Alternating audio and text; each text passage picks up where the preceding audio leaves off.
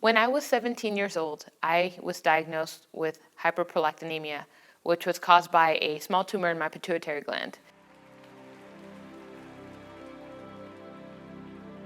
It wasn't anything major, no surgery needed, but it was enough to cause an effect on my body that I was unable to conceive.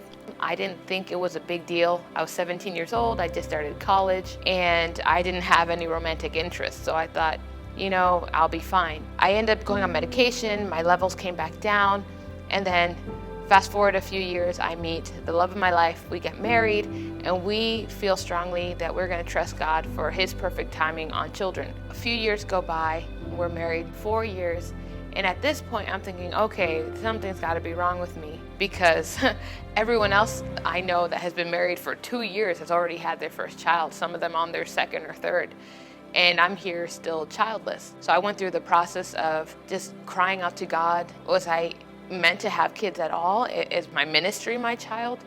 I just went through so many questions, and I would have dreams where I was half awake, and I thought for sure that I was pregnant, and that I would wake up and reality would hit, and I wasn't. I had the negative tests, the symptom checking, all the feelings that you get when it's been 4 years or 5 years of you wanting to have a baby and it hasn't happened. We just stayed strongly on, we're going to trust God, keep trusting God.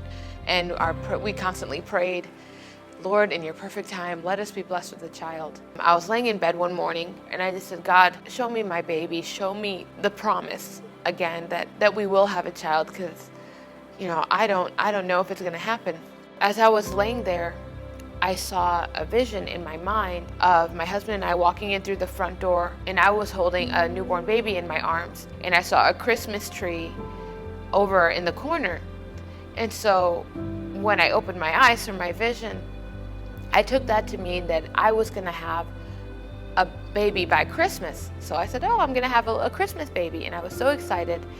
And so I began, envisioning what it would be like to have a newborn baby around Christmas time. But then, time started to go by.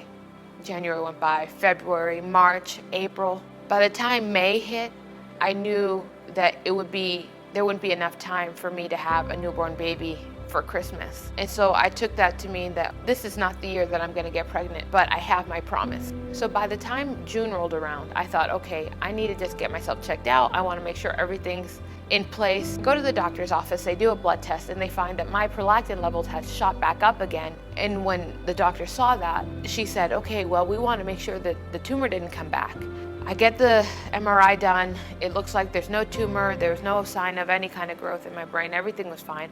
But, my hormone levels are still elevated. By the time September rolls around, I go to the doctors to see what we can do about starting medication. They had just drawn my blood about the week before. The doctor looks at my hormone levels, and she says, it looks like the medicine is working. And I said, what do you mean the medicine is working? My hormones had been up in the 200s just the past June.